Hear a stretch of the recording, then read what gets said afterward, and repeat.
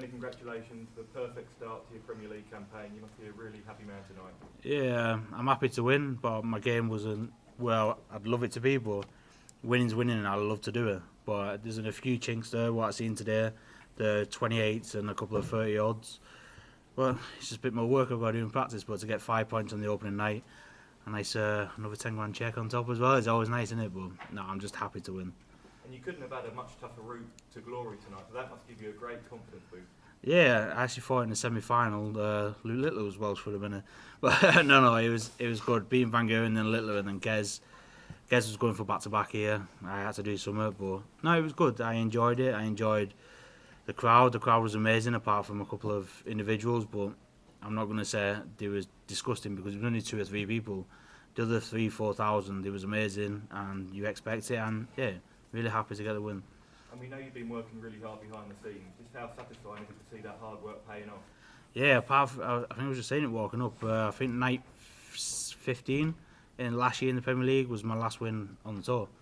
So to finally 6 months out, 6 months working hard, and finally get a win now, it does feel satisfying. It feels good, and I'll probably still get some stick. I'll probably get told off some people, but no, it is really nice to win. It feels really good. I know it's only a Premier League night, but it just still feels nice to win, to finally get the momentum going. Week 1, 5 points, going to week 2 now. There's no pressure chasing points. I get to relax again though. And you said yesterday you've got that spark and you've got that hunger back. Do you feel like you sent out a bit of a statement tonight? I sent a statement saying I know how to win. Where if I'm struggling, I'll still check the shots. I didn't send out a statement knowing my scoring was there. Like, it wasn't like what I'm used to. But I was putting everything together at the right time, when I needed it the best and when I needed it the most. And that was my statement tonight, just doing what I know I've been doing for the last 5 or 6 months to finally come into effect tonight. That was my statement to myself, no one else. No, you're welcome, Paul.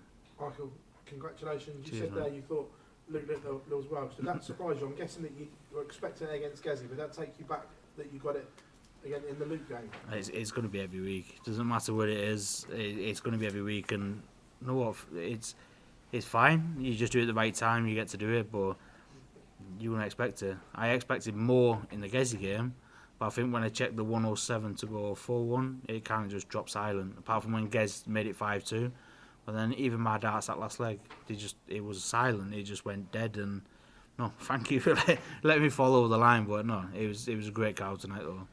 You touched on it a minute ago. How much of a relief is it to get that winning feeling back? Yeah, it does feel weird. It's been since April or something like that. The last time I won an event, so it's been a long time. And now to finally get back, and I've just said it on the last one. I know it's a Premier League night, but it's winning's winning. At least I won the event, and I'm going to say it again. I've got an extra 10 grand for winning. It's one of them. It's because I'm winning and winning like that. It makes it feel more special, and it doesn't matter if I'm winning against my kids or if I'm winning the Premier League. It feels good to be winning again. You left it kind of late to get to the playoffs last time. You were in and around until you went on that 3-week blitz. How nice would it be just to get it sealed off early and book that place as soon as possible? Yeah, I think I finished on 31 points or 32. It'd be nice to go 6 weeks, win all 6, 30 points, and you know you're probably guaranteed in. It would be nice, but you know it's not going to happen that way. But no, it was. Hopefully I can go quicker this year. Hopefully I can sit top. I've never finished number 1 in the Prem. Finished twice. Finished twice 2 occasions. That's a bit stupid to answer, but I'd love to win it. I just want to keep going, win every night that I can, and hopefully win the playoffs as well. Congratulations. You're welcome, mate. Michael, were you expecting a lot more from Gezi in that final, given he had back-to-back 10+ averages going into it? Yeah, he was on about it upstairs with Nathan and Rob and stuff like that. Last year when he won it, he didn't play well the first game, and he played okay the second, but in the final he just smashed Nathan off the board. And I was expecting it tonight. He didn't play his best in the first. He was good in his second, but he wasn't Gez. And I was expecting that final, but he literally didn't do it. And I thought, you've got to take advantage. And I think the 120 kind of settled it down. And then the 107 virtually killed the game. I could see he was walking on his last. He was swinging his left foot when he was throwing. And yeah, I'm just glad he didn't turn up. To any of the critics who may have questioned your form coming into this, does that win tonight go a long way towards answering that? It answers it for myself. I know I mentioned about them saying it's the darts, it's this, it's that. But I won, and I'll still get it. It's still the darts. You only had a 95 or you only had a 98 on it. If it's not 167 average. They were just going to blame me for everything, but I still won, top of the league after week 1, and yeah, it's just a message to myself, no one else. You're welcome. Michael, congratulations for tonight. A year ago, you were the hottest property in darts, and now we've had all the hype and hullabaloo about Luke Littler, and rightly so. Is it nice to remind people that you still exist and that you can still win and you can get back to where you were? Yeah, I enjoyed it. When I walked in this afternoon, I think it was like 4:15, got here, 4:30. No interviews, no media, no nothing. Luke Littler walked in, like, can you go and do this one? Can you know that? I was like, that was me last year, and I just get to sit and chill now, and I'll probably have it next week after I've said this now. But it was just nice to sit and chill, relax. I could do what I wanted. I didn't spend 4 hours on the board. I was trying to break it up instead of trying to just go full throttle. I was doing like 30 minutes sit down for 20, 30 minutes where I'm always doing 4 straight hours before I go on. And it kind of worked tonight. And yeah, I'm happy about it. The game Michael, with Luke was high quality, Michael. Did you feel it could have gone either way? It was high quality on his throw. I was rubbish on his. Man, I did enough to win him. But last leg, I thought he had me, and luckily enough he never. But no, he could have gone easy way. I was 4-2 up. But I'll win this now. Just all you throw and it's fine. You'd be 5-3 after he was old as.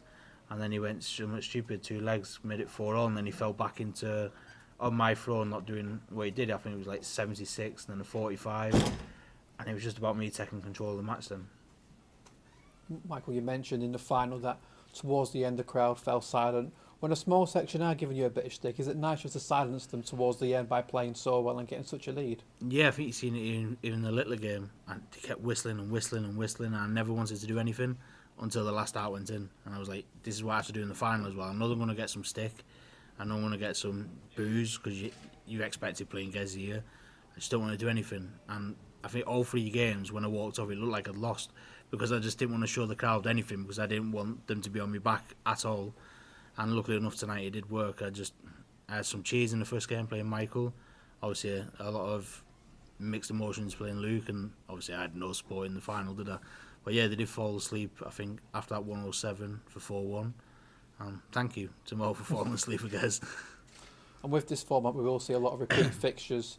Next week in the quarter-final, it's you and Gerwyn Price again. Does it give you a little bit of a psychological edge knowing that you've beaten him in front of his home crowd tonight, heading into that quarter-final? No, I'm expecting Gez to come out with another 20 points on his average. I know he's going to be after it next week. I know he's going to try and throttle me. He's going to try and beat me as bad as he can, like 6-0, 6-1. He's going to try his best. I've just got to do what I did tonight. I've just got to set myself down quick, hit the right checkouts, score the right scores, and hopefully I'll try my best next week and get another 2 points. A few people have mentioned that they expect the crowd to be against the opponent, whoever Luke Littler's facing. Is there a bit of a concern, though, that if that does happen, that people then may start to get on Luke's back as well? You expect he's a kid, and they had the chance at the Worlds. He's going to school in the morning. He's going to be. Everyone's fell in love with him from the World, so you're going to expect it. I don't think no one's followed anyone as much as they follow Luke. Like even bigger than Phil Taylor. He's won 16 Worlds, but I think Luke's the most popular thing. And listen, I'm going to ride the wave, because if everyone keeps following, the sponsors keep coming in, prize money keeps coming up for us lads. So he can do all the hard work, he can do all the press that he wants. We just get paid at the end of the day with him. Cheers, Michael Bell. You're welcome. As one of the quicker players with your throws, do you think that getting those 3 legs at the start of the final with 180 with your first 3 throws, that was a way to take the momentum out of the crowd? Yeah, I was annoyed the 4th leg. I had a bounce out for another 180. But no, I don't think the crowd knew that I hit 180s.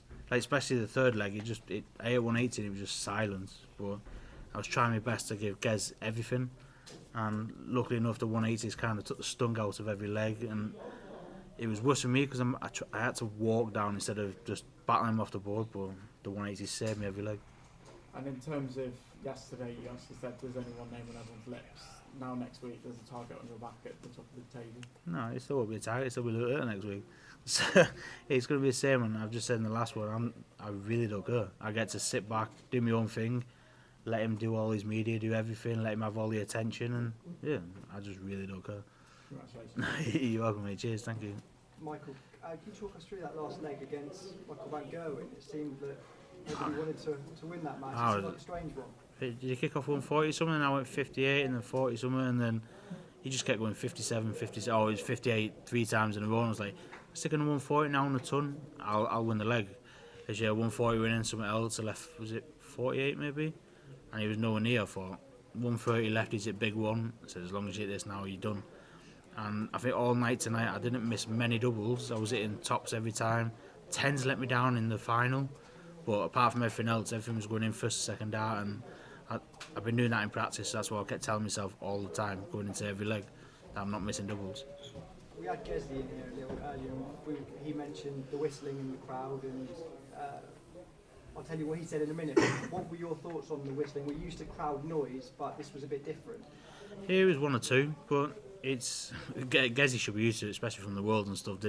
You get it all the time, and I kind of get involved with it. And I think you've seen tonight, I didn't get involved with anything. I just wanted to be so quiet, head down, get on with it. And luckily enough, it didn't put me off. I waited till the last leg of the Littler game to tell the crowd to I think it was just one person just being an idiot really. I just turned to him, told him to shut up, and just got on with it. And it's expected, especially if you're playing Gezi, you expect to be booed. Whistling's not the best, but it happens in any sport. It happens. Gezi said that it is part and parcel of playing a sport in front of a crowd that are drinking. Is that your thoughts as well? Nothing. It's part and parcel of any sport. You can go to watch chess. If you're watching the same day, you're going to get booed. You go to football, tennis, snooker, whatever. If you've got an home favourite, they're going to cheer for them. It doesn't matter if there's alcohol involved, there's no alcohol, you're going to get the home favourite. So it happens.